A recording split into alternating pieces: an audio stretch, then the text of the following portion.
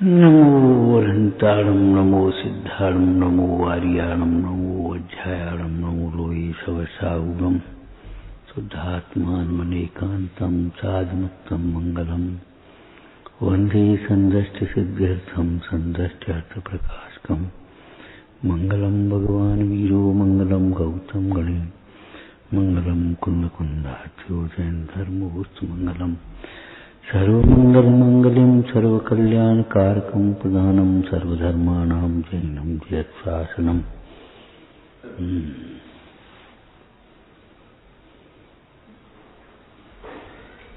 सब धर्मों में जिन धर्म प्रधान है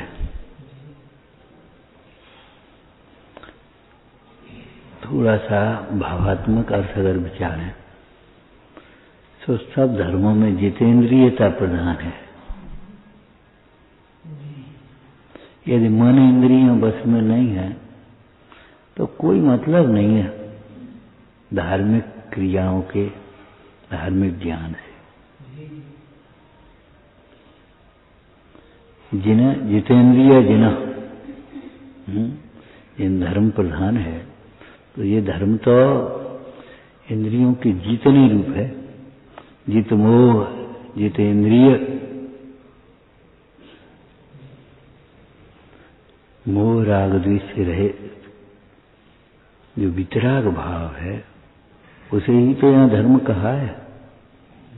दोपहर को एक चर्चा की थी।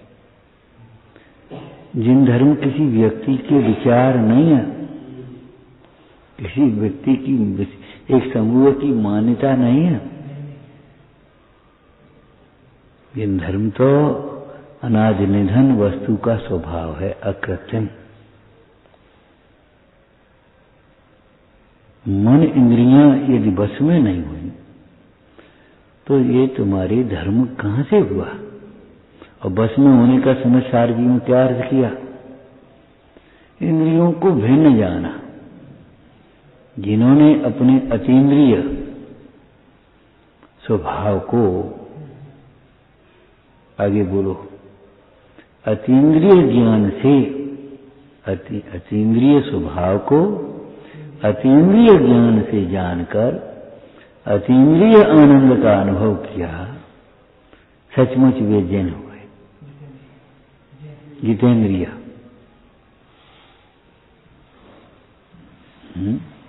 अतीन्द्रिय स्वभाव को शास्त्रों से जानना अलग बात है, लेकिन अपने अतीन्द्रिय ज्ञान से, अपने अतीन्द्रिय स्वभाव को जानते हुए, अनुभवते हुए अतीन्द्रिय आनंद रस का वेदन किया तो सुखी हो गए। दोपहर को एक चर्चा की थी, याद हो तो। तत्व ज्ञान के बिना, भेद ज्ञान के बिना ये मन रुकता नहीं है, कहीं भी रुकता नहीं है। और चाहता है, चाहे वैभव में हो, चाहे पद प्रतिष्ठा में हो, चाहे भोग संयोगों में हो, कहीं रुकता नहीं है। क्यों नहीं रुकता? उसे सुख नहीं मिलता। वही ज्ञान जब अपने आत्म स्वरूप को अनुभवता है तब वह जीव जो चाहता था सो मिल गया, बस रुक गया हो। दृष्टांत कोई याद हो पुराना? जैसे कोई व्यक्ति घर से सब्जी लेने चला हो तो सब्जी मंडी की ओर जा रहा हो और बीच में ही कोई सब्जी वाला मिल जाए, डलिया वाला, साइकिल वाला, ठेले वाला कोई मिल जाए और ताजी बढ़िया सब्जी हो तो वहीं रुक जाएगा। तुम्हें कहाँ जा रहे? तो बस जा रहे, तुम्हें क्या मतलब, तुमने क्यों टोका? ऐसा नहीं। अरे भाई क्या है? खुशी होकर के बोलेगा और लाओ, चलो अच्छी रही, दे जाया करो यही। मैंने जिसको जो चाहिए वह जब तक नहीं मिलेगा तब तक रुकेगा नहीं। विश्राम विराम गमन में नहीं गंतव्य में है। विश्राम या विराम गमन में नहीं गंतव्य में है।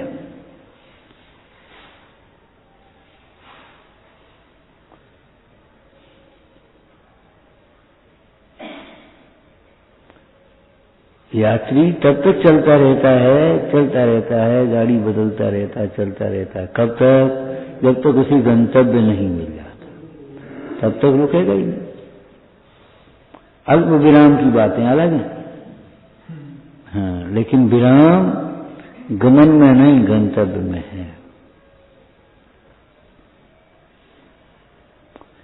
यह जीव कितनी संपदा को प्राप्त कर ले, कितनी ऊंची पद प्रतिष्ठा को प्राप्त कर ले, कितने ही भोगों को भोग ले, ये जीव मन रुकता नहीं है। क्यों नहीं रुकता?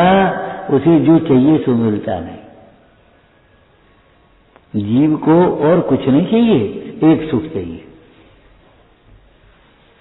और सुख जब तक नहीं मिलेगा तब तक रुकेगा ही नहीं।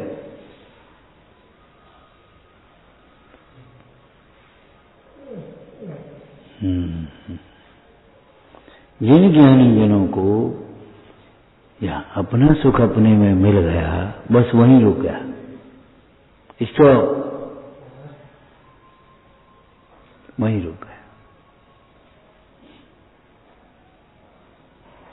दूसरा मन का कार्य होता है ऊहापोह करना। मन का कार्य क्या होता है? ऊहापोह करना। तो किसी बात को ऊहापोह तब तक करेगा जब तक वह मिल न जाए वस्तु, फिर उसकी जरूरत नहीं रहती तो वह हट जाता है। ऐसे ही मानो जिस जीव को आत्मा का अनुभवन हुआ, सुख मिल गया, उसका मन मर ही जाता है। अब हमारी क्या जरूरत? मन पंछी मर जावे, जब आत्मा अनुभव आवे तब और कछु न सुहावे।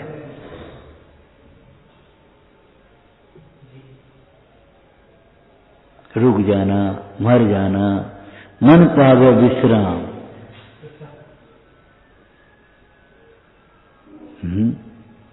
वस्तु विचार ध्यावते मन पावे विश्राम। वस्तु विचार ध्यावते, दोनों शब्दों का अर्थ कैसे करोगे? वस्तु विचारत और ध्यावती।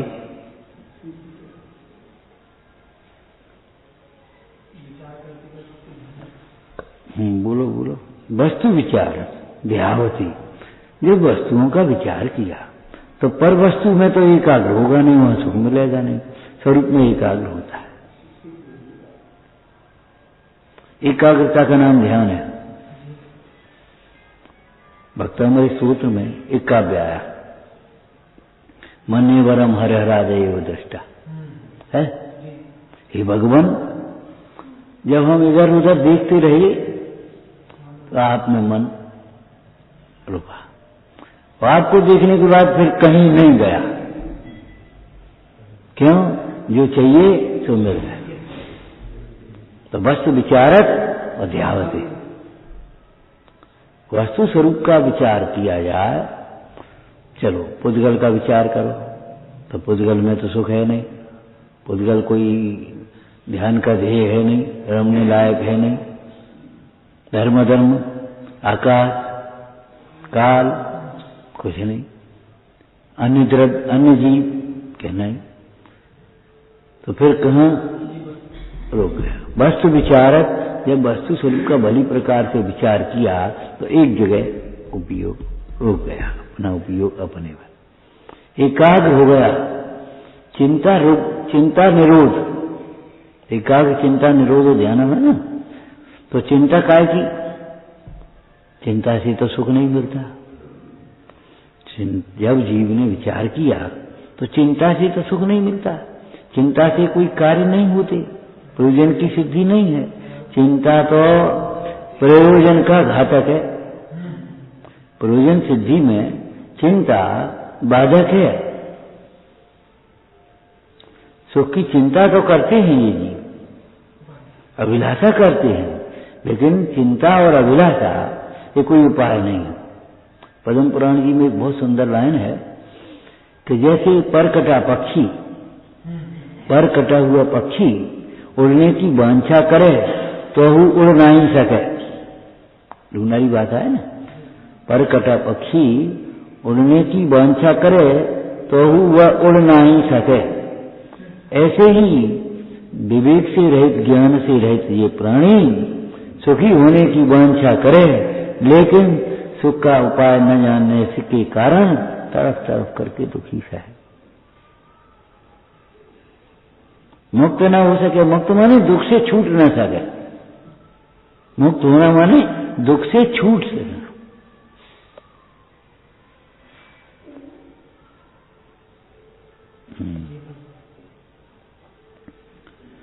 तो जब वस्तु स्वरूप का विचार किया तो बोलो एकाग्र होने लायक, स्थिर होने लायक, रमने लायक कौन वस्तु बचेगी? एक ही तो बचेगी। तो विचारते हुए मन एकाग्र होता है। जिन विचारों से मन और अधिक चंचल होता जाए, भटकता जाए, वे विपरीत विचार समझना चाहिए। जिस विचार से मन शांत हो जाए, चिंता निश्चिंत हो जाए और एकाग्र हो जाए, उस विचार को ही सम्यक विचार समझो।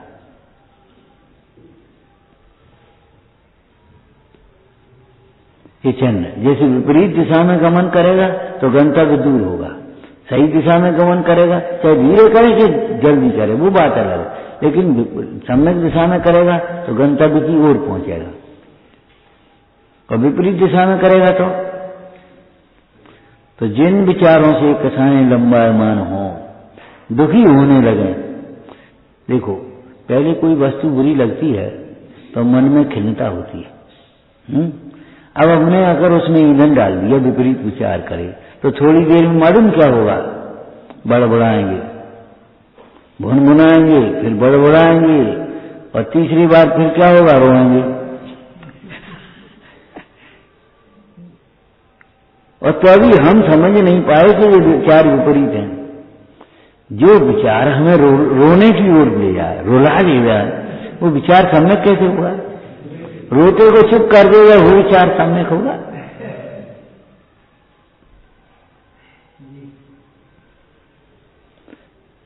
मन पीछे से बस अपने रोने लगे, आंसू टपकाने लगे बस अपने। तो इसका मतलब क्या हुआ? विपरीत विचार।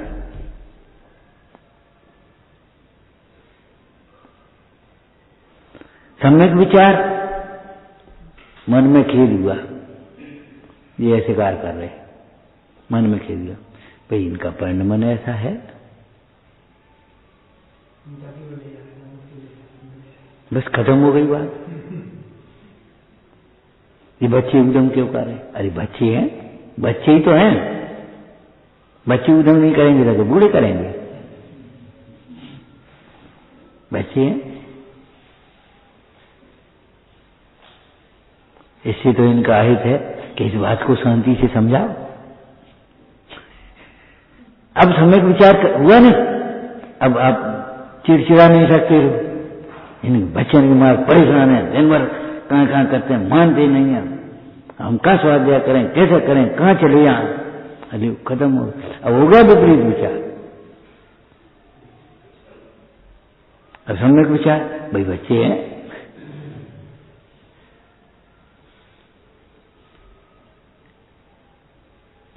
तो मोहजाल में क्यों पड़े हो? जाओ श्री भव भोग जगत स्वरूप डर लख डर भवे को गुरु शरणा लिया, जाओ निकल जाओ, बात में सही बात है। कहां चले जाओ? अरे कहां चले जाओ? तुम्हें दिखता नहीं कोई? छोड़, भगवान पंच परमेश्वर की शरण में जाओ, मंदिर चले जाओ, सच तीर्थ स्थान में चले जाओ, श्री गुरुओं की शरण में आ जाओ। सो नहीं, बस ये बच्चे हमारे अनुकूल चले, शांत बैठे, हम जैसे करते थे ये करें। अरे भैया कैसे करेगी? और बस अब विपरीतता हुई, पहले तो मन में खेद हुआ, फिर भुनभुनाया, फिर बड़बड़ाया और अंत में रोने। इकाई का हुआ विपरीत विचार की चीज। अब आप नाप कर लो विपरीत विचार।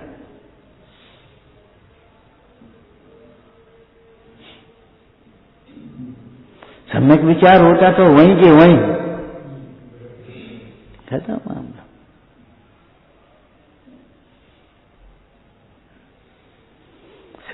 बस विचार व्यावते बन पावे विश्रांत, मन विश्रांत होता ही है, ये समझ लो।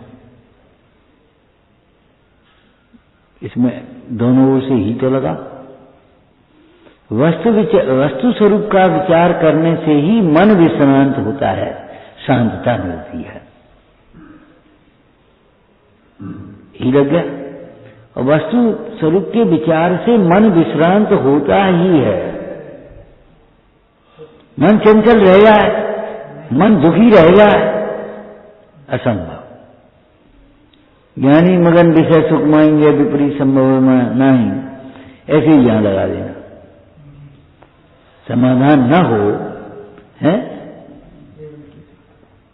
शांत न हो जाए चित्त, तो समझ लेना चाहिए ये धर्म नहीं हुआ, विपरीत विचार हुआ है। धर्म तो उसे कहते यो धरते उत्तम ही सुखी। आप दुखी हुए किसको देखकर? पर द्रव्यों की चेष्टाओं को देखकर, शरीर की नाना अवस्थाओं को देखकर दुखी होते हैं। अब संसार दुख हो गया। ये संसार दुख का अर्थ क्या हुआ? आत्मा की ओर से अपने स्वभाव से खिसकने से होने वाला दुख, अपने स्वभाव को भूलने से होने वाला दुख, बाहर निकलने से होने वाला दुख, स्वभाव से बाहर निकले तो बर की ओर देखा दुखी हुए। ये ऐसे बताओ, ये सुनते ही नहीं, ये मानते ही नहीं, ये ऐसे कर दिए, इन्हें सब बिगाड़ दो, इन्हें सब ऐसा कर दिया।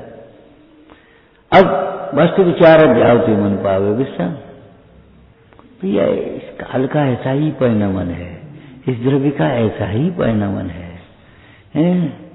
भगवान तो पहले ही कहते हैं पर द्रव्य से मोह तोड़ो, अनादिकाल के मोह को अब तक तोड़ो। इसको मानना चाहिए। क्यों मानना चाहिए? दोपहर में भी एक चर्चा की थी, कल भी की थी। सारी जिंदगी भगवान को न समझने वाला जी जब कष्ट हो, भगवान हमारी सुनता ही नहीं।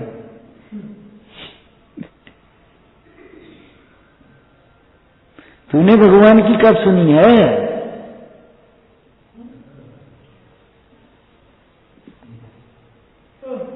क्या करें? अरे क्या करें? कोई 10 उपाय हैं सुखी होने के। जब पूछोगे तब यही कहेंगे, क्या सुन, क्या करें? कि यही कर, आते हैं दिन भर कथित तत्व अभ्यास करिए। 10 उपाय हैं। नखल यस्मात् अन्यथा साध्य सिद्धि। क्या करें? क्यों? जिस प्रकार के कर्म बंधे हैं वे उदय में आ रहे हैं, वे सहने ही हैं। बिना दिए नहीं छूटे ले सकता उधार।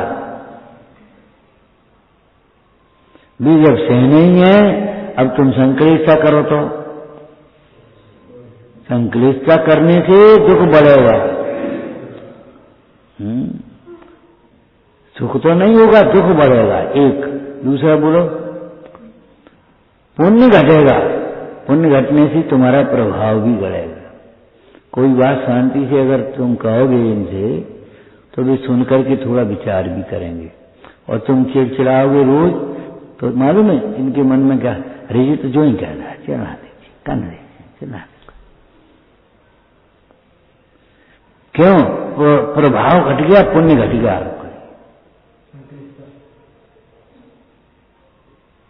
देखो सेठ जी कितने जल्दी चेत गए थे। जब चिट्ठा लगाया तो मुनीम ने कहा धर्मादा निकालते थे ना, धर्मादा समझ गए होंगे। हाँ, दान का पैसा अलग निकालते थे जब हिसाब किताब होता था। तो मुनीम ने कहा सेठ जी इस 50,000 का घाटा है। तो उनका मतलब था क्या करें? धर्मादा बोले 5,000 रुपये निकाल लो।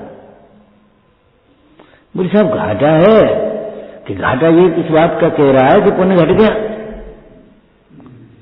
भाई व्यापार में घाटा क्या बता रहा है? पुण्य घटेगा। पुण्य घटेगा तो दान पुण्य करो भाई, पुण्य घटेगा तो दान पुण्य करो। घाटा है तो 10,000 करो, 5,000 में 5,000 ही है, घाटे की पूर्ति हो जाएगी, इसमें क्या बात है?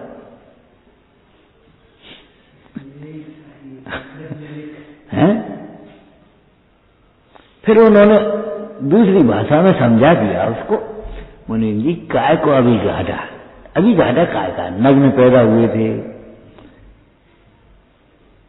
अब तो कपड़ा है शरीर पे, रोटी खा रहे, व्यापार करे सब, अब काय घाटा। हालांकि उन्होंने दूसरी बात कही थी, हम तो जो बहुत नीचे उतरे आए, कहा देखो गांव से आए थे, लोटा टोट लेके आए थे, अब का घाटो, लोटा टोट लेके ही तो आए थे, गांव से कहाँ ले जाएंगे, यही सबको मारा और थोड़ा चला गया आ गया तो घाटा घाटा क्या बात है। लेकिन हम तो एक बात यहाँ ये कह रहे हैं, घाटा इस बात का सूचक है कि सावधान, पुण्य घट गया, तुम्हारे परिणाम कमजोर हो गए। अब और घाटा करना हो तो और पुण्य घटा करो, संकलेश, रो, दुखी हो, बड़बड़ा, चिड़चिड़ाओ, रोटी मत खाओ, मंदिर मत आओ, स्वाध्याय मत करो, तो और घाटा बढ़ जाए, और होगा, जाओ। व्यापारी को व्यापार में घाटा हो तो वो सर्वेक्षण करता है, निरीक्षण करता है घाटा।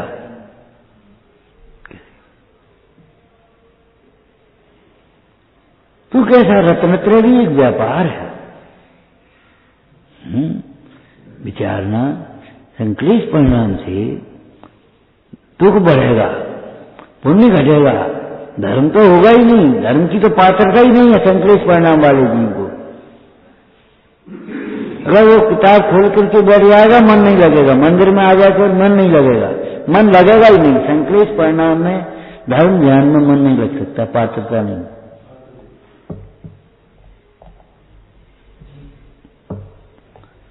लेकिन दूसरी बात ये और समझ लेने की है कि पुण्य घट जाएगा, पुण्य घट जाएगा तो रहा कहा थोड़ी बहुत जो तुम्हारी मान लेता है या तुम्हारे सामने चुप रहेगा, फिर तुम्हारे सामने जवाब देने लगेगा, बोलने लगेगा। कभी कभी मालूम है लौकिक लोग में के देखो, हमारा मुंह मत खुलवा, फिर हम बता रहे, अपनी इज्जत अपने हाथ में, मुंह मत खुलवा। अपने से छोटे के कभी मुंह नहीं लगना चाहिए, लौकिक में कह देते हैं। क्यों? छोटा लिहाज करेगा, लेकिन कब तक लिहाज करेगा? क्या कब तक करेगा? बोलो, जब तक तुम्हारा पुण्य उदय है, और अगर तुमने पुण्य को छीन कर लिया वो जवाब दे देगा, फिर तुम रोगे और कुछ नहीं होगा। तो विपरीत विचार माने दुख को बढ़ाने वाला, सम्यक विचार माने दुख को घटाने वाला। आपको कोई मन में खिन्नता आती है, अनेक प्रसंगों में दिन भर में आती है, लेकिन अगर वो खिन्नता बढ़ती है तो हमने उस संबंध में विपरीत विचार किया, ये समझ लेना। और अगर सम्यक विचार किया, सम्यक विचार में हम कितना ले सकते, वो क्या बिंदु लेंगे? स्वरूप का विचार करो, भिन्नता का विचार करो, भवितव्य का विचार करो, उदय का विचार करो, अपने दोष को विचार करो, ये सम्यक विचार के बिंदु हैं। समझ में आया? स्वरूप का विचार करो, स्वरूप अन्यथा तो होता नहीं। सभी दोपहर में भी हमने यही चर्चा की, देखो भाई जो अनित्य है वो अनित्य नहीं हो सकता, नित्य ही नित्य होगा, अनित्य नित्य नहीं होगा। असरण शरण नहीं होगे, पर अपना नहीं होगा, पराया है वो अपना नहीं हो सकता। हम इनके लिए चाहे कुछ करें, ये अपने नहीं होंगे। लेकिन मैं जिसको निज कहता मैं वह छोड़ मुझे चढ़ देता है, वो अपने नहीं हो सकते। पाप धर्म नहीं होगा, पुण्य नहीं होगा, है पाप पुण्य नहीं हो सकता। माने पाप करते हुए हम पुण्य का फल चाहें, क्या हिंसा, झूठ, चोरी, कसाय, क्रोध आदि करते हुए हम ये चाहें हमें पद प्रतिष्ठा मिले, हमें सुख सामग्री मिले, हमारी शक्ति बढ़े, हमारा ज्ञान बढ़े, असंभव। पाप पुण्य नहीं हो सकता, समझ में आया? राग धर्म नहीं हो सकता, इंद्रिय सुख सुख नहीं हो सकता। ये बिंदु चलाए थे तो पहले नहीं हो सकते। अब जो नहीं हो सकता उसको करने के लिए लगे अपन, जो हो सकता है तो नहीं कर सकते। बोलो ये शराबी की दशा होती है कि नहीं? वो खंबे को हटाना चाहता है, खुद नहीं हटता, और नशे में ही लात चलाता है, वो हट जाता है खुद और मानता है खंबा हट गया। और 2 दिन पहले सवेरे एक चर्चा की थी, याद है? कसाय के निमित्तों को हटाने की जो भाव है वो तीव्र कसाय है, और कसाय के निमित्तों से हटने का जो भाव, चलो भाई हम ही हटे यार, ये मन कसा है। अच्छे पढ़ाओ तुम, ले भैया हमें चुप रहे यार, तुम बड़े हम छोटे, ऐसे कह देते पुराने लोग, भैया तुम बड़े हम छोटे छोटे, हाँ दिया तुम ज्यादा ले लो हमें कम से कुछ नहीं, ठीक है संकलेश मत करो, लड़ो नहीं, तुम जैसे बड़ा ले लिया, तुम पहले ले खा लो, हम बाद में खा लें, कुछ नहीं, तुम आराम कर लो, हम करें ले काम, चलो छुट्टी। ये मन कसाय का लक्षण है। निमित्त कसाय के दुख के निमित्तों को हटाना चाहता है, ये कसाय की तीव्रता है, और वहां से स्वयं हटना चाहता है, ये कसाय की मनता है। लेकिन कसाय के अभाव का उपाय नहीं, बिना ज्ञानाभ्यास के कसाय का अभाव नहीं होगा, अनंतानंदी भी नहीं मिलेगी। जो कसाय के निमित्तों को हटा लेता है और थोड़ा बहुत अपना अभ्यास भी करता है, सत्संग में रहता है, ये समझो अनंतानुबंधी की शुक्ल लेस्या तक हो जाती है उसको, लेकिन अभाव नहीं हो पाता। बिना भेद ज्ञान के, ग्रंथि भेद के, भेद ज्ञान मतलब वो अनंतानुबंधी की भी शुक्ल लेस्या हुई, ये समझ लो। लेकिन कसाय के अभाव का क्रम प्रारंभ नहीं हुआ। क्यों? क्यों? निमित्त कसाय कराए तो निमित्त के हटने से कसाय हटे। निमित्त जो है वो कसाय करा तो नहीं रहा, कसाय तो तेरी अज्ञान, अज्ञान स्वयं ज्ञान कसाय रूप रागद्वेष रूप परिणम रही है। रागद्वेष का दूसरा नाम कसाय, तो अज्ञान तुम्हारा रागद्वेष रूप, अब उसके ऊपर तो तुम बिल्कुल छोटे ही नहीं डाल रहे, तुम तो बस इन्हें ऐसा करना चाहिए, ये ऐसा करते, ये ऐसा, ये ऐसा, ये ऐसा। अब तो हमारी भी कोई भूल हो सकती है, हमारी भी अपेक्षा गलत हो सकती है, पर से यही गलत, पर से अपेक्षा करना माने हम अपने में तो संशोधन करने के लिए किसी बात को सोच ही नहीं पाते।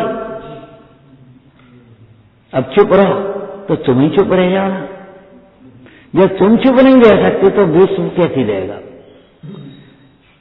अकंपनाचार्य ने सुदसागर मुनिराज से यही तो कहा था, जब तुम 3 चौकड़ी कसाय के अभाव पूर्वक प्रकट होने वाले मार्गव धर्म के धनी, दिन रात ज्ञानाभ्यास में लगे रहने वाले निर्गंत साधु, जब तुम अपमान नहीं सहन कर सके दिगंबर तुका और भिड़ गए, तो बे तो बिचारे कछ जानते नहीं, बे कैसे अपमान सहन करेंगे? संग संगत में, संग के ऊपर उपसर्ग संकट आने वाला है। प्रायश्चित, अरे प्रायश्चित नहीं, सुरक्षा की बात सोचो। अब तब जिसको विजय समझ रहे थे, महाराज आपके चरणों के प्रताप से, आकर के चरण से, आपके चरणों के प्रताप से उन मंत्रियों को हम निरुत्तर करके आए। अरे निरुत्तर करके आए हो क्या? दुख उपसर्ग को आमंत्रण देके आए हो। जब तुम अपमान नहीं सहन कर सके तो वे कैसे कर सके?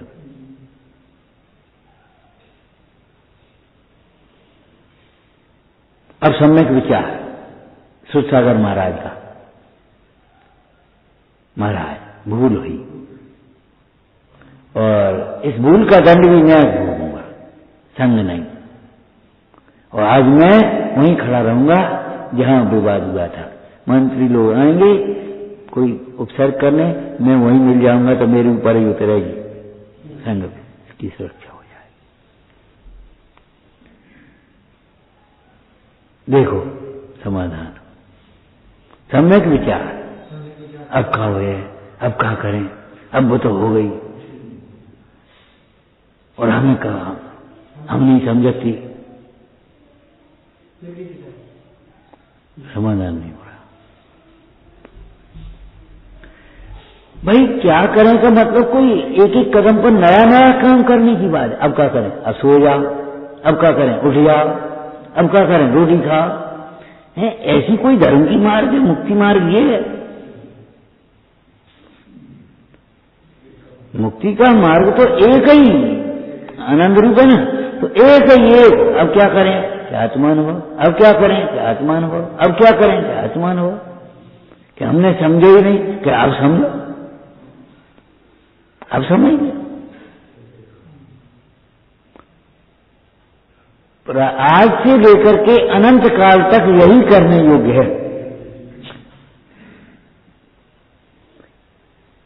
जब स्वरूप में उपयोग न रह सके तो स्वरूप का चिंतन करो, स्वरूप की चर्चा करो, स्वरूप को पढ़ो, स्वरूप को सुनो, स्वरूप के साधकों की संगति करो, उनकी और संगति के लिए उनकी सेवा करो, विनय करो, दान करो, उनकी समाधि करा। ये सब बातें व्यवहार की आई, कायिक स्वरूप की साधना की भावना।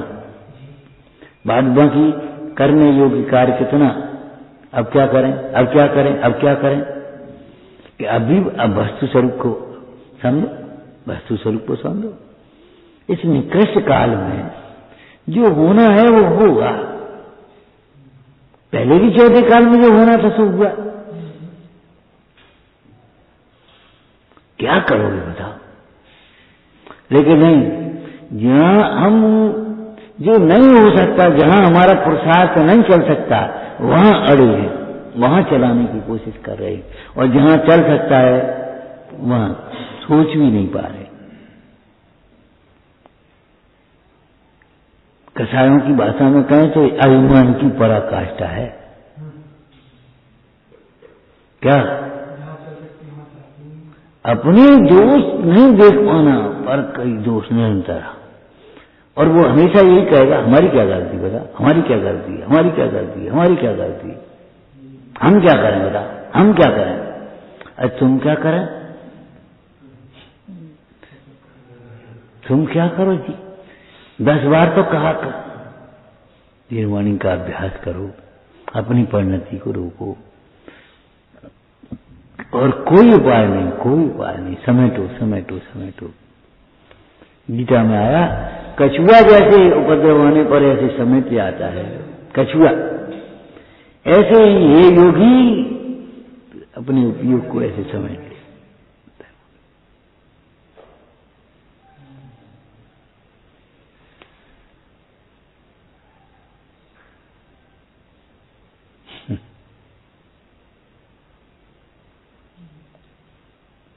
न दिखने वाला जाल, न दिखने वाला जाल है ये संसार। एक जाल दिखाई दे रहा है ऊपर, और ये न दिखने वाले जाल, मछलियां उसमें फंस जाती हैं,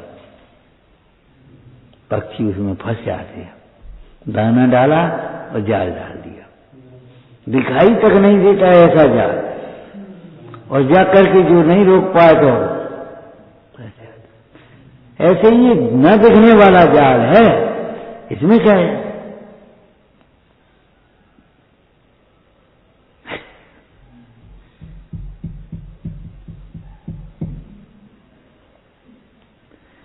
तो प्रधानम सर्वधर्माणाम, क्या मतलब हुआ? जितेंद्रियता प्रधान है, आंखों को जीतो, देखने लायक ही देखो, न देखने लायक नहीं।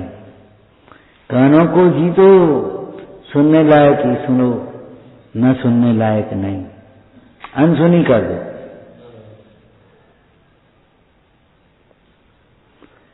अथवा तो बाह्य पदार्थों को न देखने की अभिलाषा करो, न सुनने की अभिलाषा करो, न सूंघने की अभिलाषा करो, न चखने की अभिलाषा करो, न स्पर्शने की अभिलाषा करो। ये तो इंद्रिय है।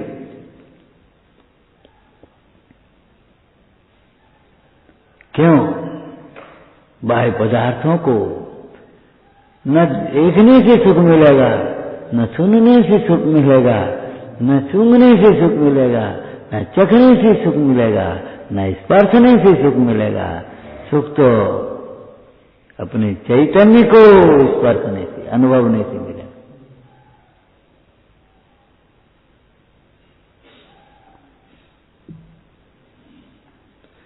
इन बहिर्मुखी दृष्टि वाले जीवों को बहुत कठिन लगता है जितेंद्रियता। क्रियाएं करना सरल लगता है, घर छोड़ देना सरल लगता है, लेकिन जितेंद्रिय होना बहुत कठिन लगता है। लेकिन जितेंद्रिय होना तत्व ज्ञान के बिना तो असंभव है, और तत्व ज्ञान हो तो सहज पने जितेंद्रियता होती है। ज्ञान कला जिनके घट जागी, ते जगमाए सहज बैरागी।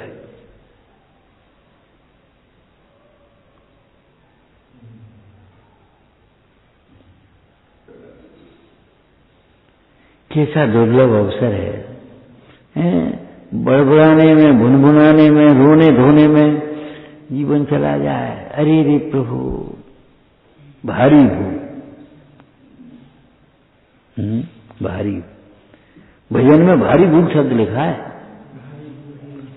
भारी भूल भई हमारी अब कहा भये पछताए, दौलत जाओ अजहूं विषयन को सदगुरु बचन सुहाए। हम तो कबहू न निज घर आए। भारी भूल। और कहीं भारी शब्द पड़ा है, हम दोष किए अति भारी। ध्यान ही नहीं देती काली। सुनिए जिन अरज हमारी, हम दोष किए अति भारी। जब ध्यान जवानी चीनी सो पुंडार जो दीनी, हम दोष किए अति भारी। ये भारी दोष हुआ है। हा परमा सताई दिन देखे अग्नि जलाई, ये भारी दोष है। या मत जीवन के खंडा हम खाए धरे आनंदा, ये भारी दोष है। ये भगवान, ये भारी दोष है। तो हल्के समझ रहे, रोग और शत्रु को छूटा नहीं समझना चाहिए। ऐसे इन दोषों को तुम भारी दोष, हल्का दोष मत समझो।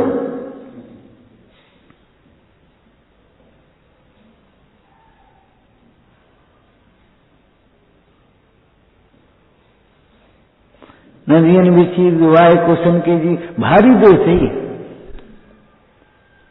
श्रावक की भूमिका में चैनान्योग पद्धति की ये चर्चा है। बाद बाकी भारी से भारी दोष की चर्चा तो पहले ही हो गई। विपरीत एकांत विनय के संशया ज्ञान कुनय के, बस हो घोर अव कीने, भारी दोष है ये।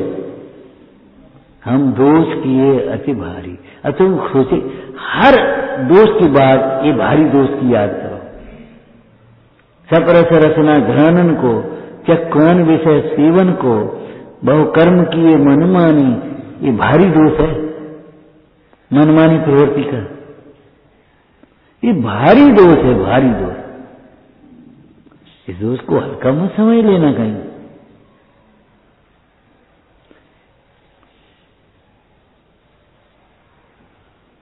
सवेरे हम भूल गए थे, निद्रावश शयन कराई, सपने मत दोष लगाई, फिर जाग विषयवन नानाविध मूल, नहीं, जाग विषय बंधायो है, नानाविध विस्फल खायो कम, शायद ऐसा है। ये भारी दोष है।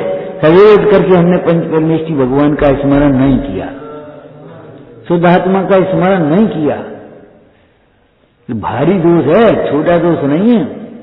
हम भूल गए, हमें ध्यान नहीं दवा, तुमने लगी कि हमें भारी दोष। आज हमने अपने दोषों की आलोचना नहीं करी, ये भारी दोष हुआ। प्रायश्चित नहीं किया, ये भारी दोष हुआ। चैनानी पद्धति तो महाराज जब सब भारी भारी है तो हल्के कौन से हैं? क्या हल्के तो कुछ नहीं। दोष और हल्के, दोषों के त्याग से हल्के होते हैं।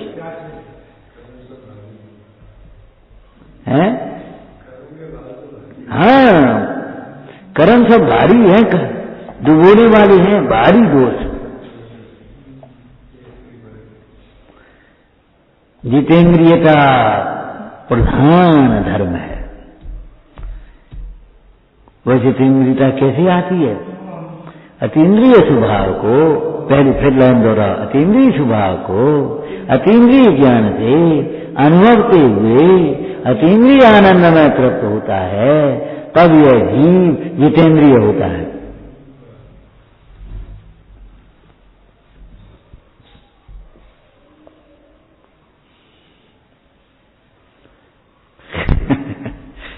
ये है धर्म, ये प्रधान धर्म है सब धर्मों में।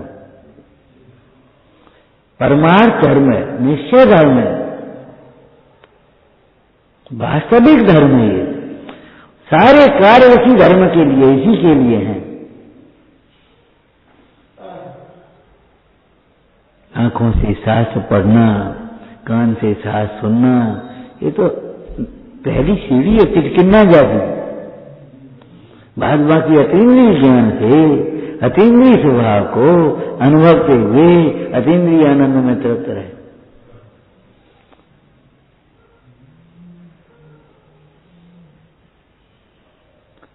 आंख है, दृश्य है, देखने की अभिलाषा नहीं है, ये समझ लो। नाना प्रकार के भोग हैं, भोगने की अभिलाषा नहीं है। पुण्य उदय में संपदाएं चली आ रही हैं, लेकिन अभिलाषा नहीं। मोही जीव जिनको पाने के लिए तरसते हैं, पाने के लिए तरसते हैं, ज्ञानी जीव उनको पाकर के भी ऊपर तैरते।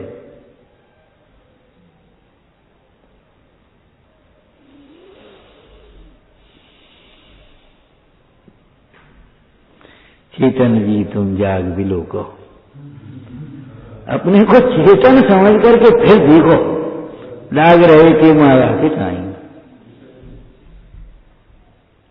कौन सी माया में उलझ गए हैं।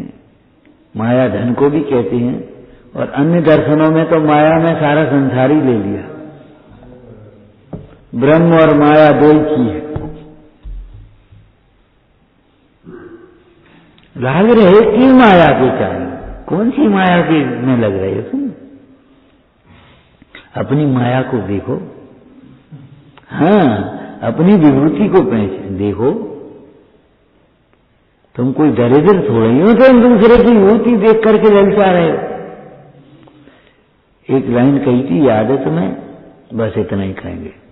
देखो भाई, अभिमान जितना बड़ा पाप है, उससे कम पाप नहीं है दीनता।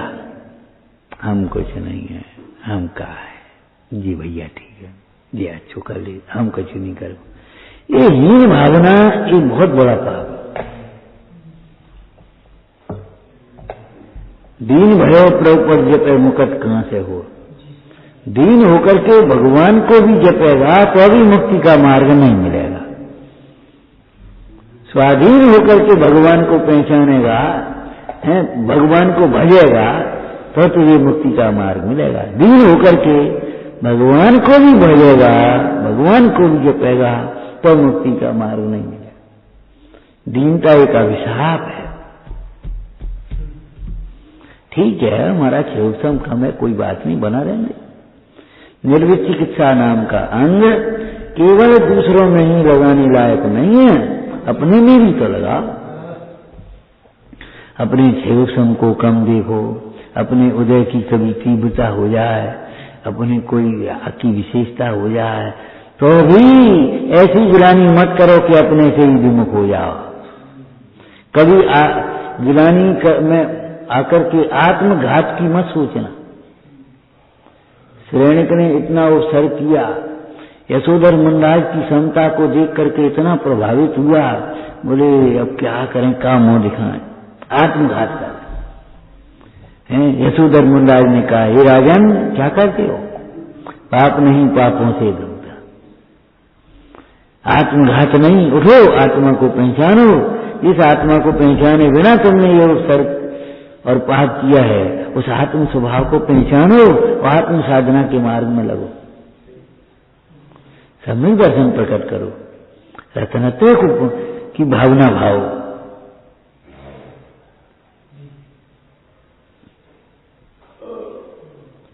हीनता की भावना नहीं आना चाहिए।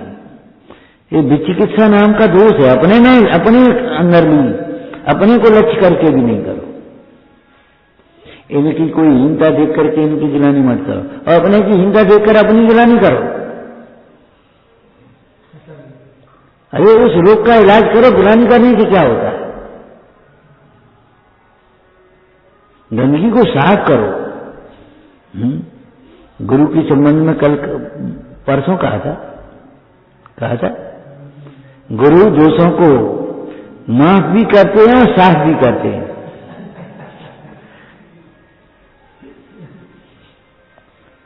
अकेले माफ ही नहीं करते,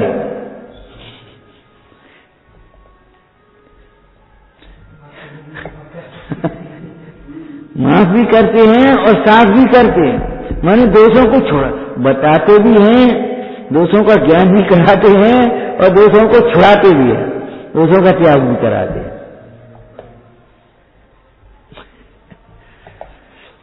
अगर सीधे सीधे छोड़े तो सीधे सीधे, नहीं तो अल्पीय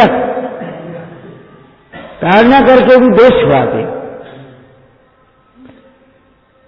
इन गुरुओं के उपकार को का मूल्यांकन कौन कर सकता है? तो ताड़ना करके भी दोष छुड़ावें। उन गुरुजनों के उपकार का मूल्यांकन कौन कर पाए? कोई नहीं। अरे आसन भाभी भी करते हैं।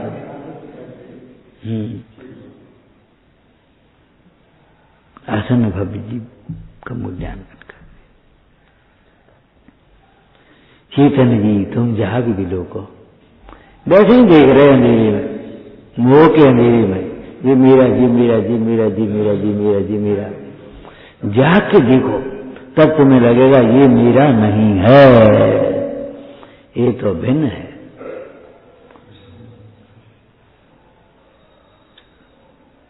इस स्वाध्याय चल रहा था 10 सेकंड से पहले है विचारना। सहजानंदी शोध स्वरूपी